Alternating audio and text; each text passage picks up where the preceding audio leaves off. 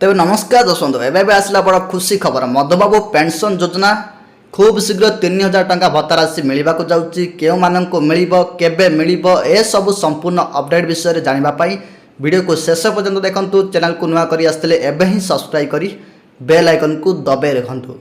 राज्य में थिबा समस्त मधुबाबू हिताधिकारी बड़ खुशी खबर आसला एणिकी समस्त को मिलवा जाऊँगी 3000 टंका भत्ता राशि। तो दर्शक राज्य सरकार जहाँ प्रतिश्रुति देते जे बीजेपी जितेबाला आसब पर 3000 टंका भत्ता राशि जी 60 वर्ष अधिक व्यक्ति अच्छा से 3000 टंका भत्ता राशि दिज्व किंतु किसी कारण जो अटकी जाता बर्तमान आपण मैंने से पाइबा जाऊँच 3000 टंका भत्ता राशि जहाँ प्रतिश्रुति देते सरकार ताहा प्रतिश्रुति पालन करने को जाऊँच समस्त को देवे 3000 टंका भत्ता राशि।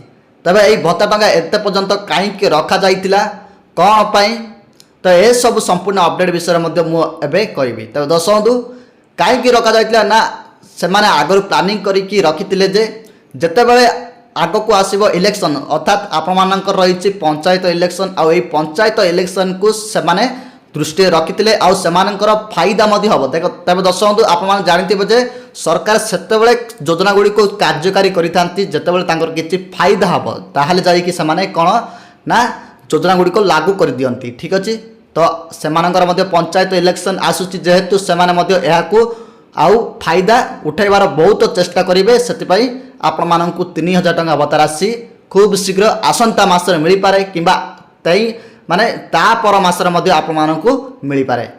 जदि आपण मानकु एई मासरे मिलेनी किछि अधैर्य हेबा दरकार नै आपण मानकु आसंता मासरे मिल पारे। ए नै विज्ञप्ति मध्य प्राप्त होई जिवो खूब शीघ्र ए नै ऑफिशियल अनाउंसमेंट मध्य होई जिवो।